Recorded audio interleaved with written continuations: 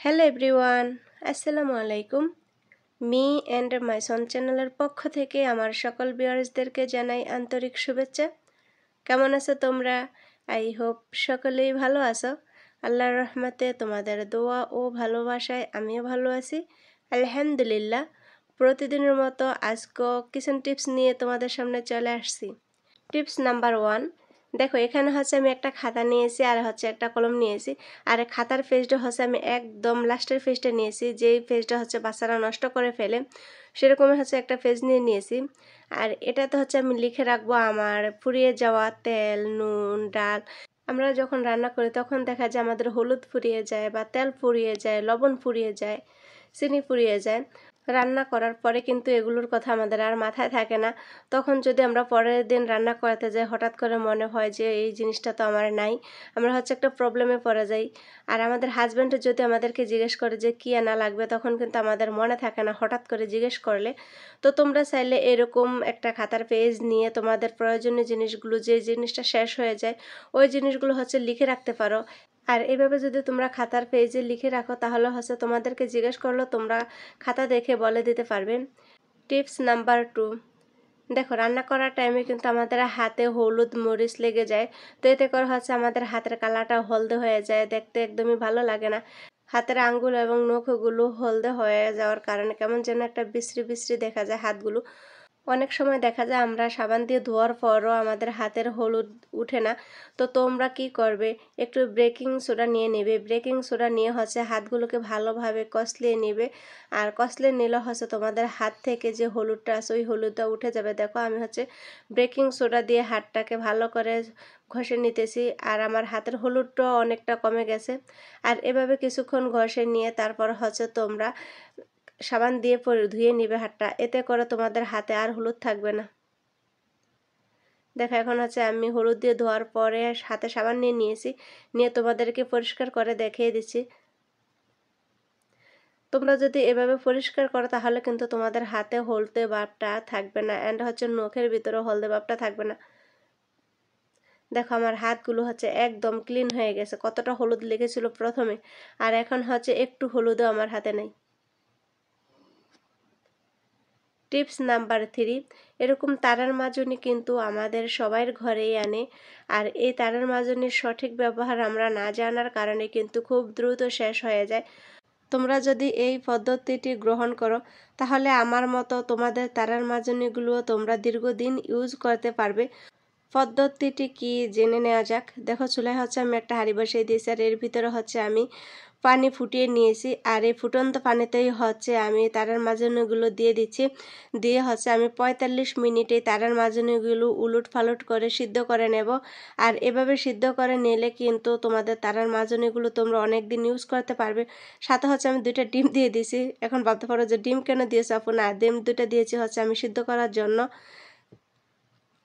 Tips number 4, দেখো আমরা সিনকে কাজ করার পর আমাদের সিনকিগুলো কিন্তু আঠালো হয়ে যায় এবং হচ্ছে একটু লালচে লালচে হয়ে যায়। তো তোমরা যদি সিনকে বেকিং সোডা এবং হচ্ছে লবণ ছিটিয়ে দিয়ে ভালো করে ঘষে ধুয়ে নাও তাহলে হচ্ছে তোমাদের সিনকের আঠালো ভাবটাও চলে যাবে আর লালচে ভাবটাও চলে যাবে। বিভিন্ন পদ্ধতিতে সিনকে ক্লিন করার আরও কয়েকটি টিপস ভিডিও আমার চ্যানেলে দেওয়া আছে, তোমরা চাইলে ওই টিপসগুলোও দেখতে পারো। আশা করি তোমরা অনেক উপকৃত হবে আমার এই টিপস ভিডিওগুলো দেখে। তা আমি হচ্ছে সিনকে লবণ আর হচ্ছে সোডা দিয়ে ভালোভাবে ঘষে নিতেছি। ভালোভাবে ঘষে নেওয়ার পর আমি দিয়ে দিব হচ্ছে একটু ভিম লিকুইড। আর ভিম লিকুইড দিয়ে হচ্ছে আমি 2-3 মিনিট ভালো করে ঘষে তারপর হচ্ছে ক্লিন করে ধুয়ে নিব। তোমরা যদি 10 থেকে 15 দিন পর পর একবার এভাবে লবণ, লেবু আর হচ্ছে সোডা দিয়ে ক্লিন করে নাও তাহলে তোমাদের কিচেনগুলো আর সহজে আঠালো হবে না এবং দেখতে অনেকটা সুন্দর লাগবে, ঝকঝকে চকচকে হয়ে যাবে। দেখো আমার বেসিংটা কত সুন্দর হয়ে গেছে। টিপস নাম্বার 5, দেখো আমাদের বেসিনের উপরে কিন্তু এরকম কল সবারই থাকে। তো এই কলগুলো হচ্ছে ঝং ধরে যায় বা আমরা যখন হাঁড়ি পাতিল ধুই, থালা বাসন ধুই তখন হচ্ছে এর ময়লাগুলো ছিটে যে কলের মধ্যে পড়ে, তখন এই কলগুলো দেখতে কিন্তু নোংরা নোংরা দেখা যায়। তো তোমরা যদি এক টুকরা লেবু নিয়ে ভালোভাবে কলটাতে ঘষে সুন্দরভাবে ধুয়ে নাও সপ্তাহে একবার, এতে করে হচ্ছে তোমাদের কলগুলো একদম চকচক করবে। আমি সুন্দর মতো এক পিস লেবু নিয়ে দেখো কিভাবে ঘষে দিতেছি। তোমরাও ট্রাই করবে এভাবে সপ্তাহে একবার হলো একটু ক্লিন করে নিতে। অনেকেই বলবে যে তারের মাজনি দিয়ে ঘষলেই সুন্দর হয়ে যায়, কিন্তু তারের মাজনি দিয়ে ঘষলে কিন্তু আবার এই কলের কালারটাও নষ্ট হয়ে যায়, উপরের যে কালারটা আছে ওই কালারটা উঠে যায়। তো তোমরা ট্রাই করবে লেবু দিয়ে এইভাবে ঘষতে। লেবু কিন্তু আমাদের সবার ভাষায় থাকে এখন কম বেশি, বা যারা দেশ গ্রামে থাকে তাদের বাড়িতে লেবু গাছ থাকে। তো লেবু কিন্তু আমাদের অনেক ব্যয়বহুল কিছু না। তোমরা সুন্দর মতো এভাবে লেবু দিয়ে ঘষে তারপর ক্লিন করে নেবে।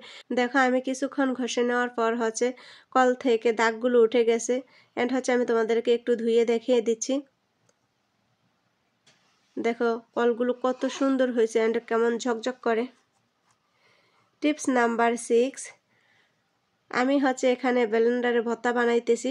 তো তোমরা অনেকেই ব্লেন্ডারে ভর্তা বানাও, শুটকি ভর্তা এন্ড বিভিন্ন ধরনের ভর্তা, সিম ভর্তা। তো আমি ভর্তাটা বানিয়ে একটা প্লেটে নিয়ে নিচ্ছি।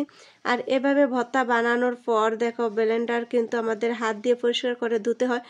তো তোমরা এখন থেকে হাত দিয়ে পরিষ্কার করে ধুবে না। তোমরা ব্লেন্ডারে যে জগটা আছে ভর্তা তোমরা নেওয়ার পর, বিশেষ করে শুটকি ভর্তাটা করলে ব্লেন্ডারে একটা ব্যাড স্মেল আসে। তো ভর্তাটা নেওয়ার পর তোমরা ব্লেন্ডারের জগটা আবার ব্লেন্ডারে বসিয়ে দিবে। বসিয়ে দিয়ে এর ভিতরে পানি দিয়ে এন্ড একটু ভিম লিকুইড দিয়ে তোমরা এটাকে আবার একটু ঘুরিয়ে নেবে।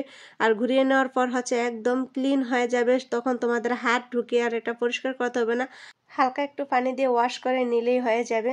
তো বন্ধুরা, আমার আজকের ভিডিওটি পর্যন্তই। আমার ভিডিওটা তোমাদের কাছে কেমন লাগলো অবশ্যই জানাবে। আর আমার চ্যানেলে যদি কোনো নতুন বন্ধু ভিজিট করে থাকো তাহলে অবশ্যই চ্যানেলটা সাবস্ক্রাইব করে নোটিফিকেশনটি অল করে দিবে, যাতে করে আমি ভিডিও দেওয়ার সাথে সাথে তোমাদের কাছে সবার আগে পৌঁছায়। আল্লাহ হাফেজ।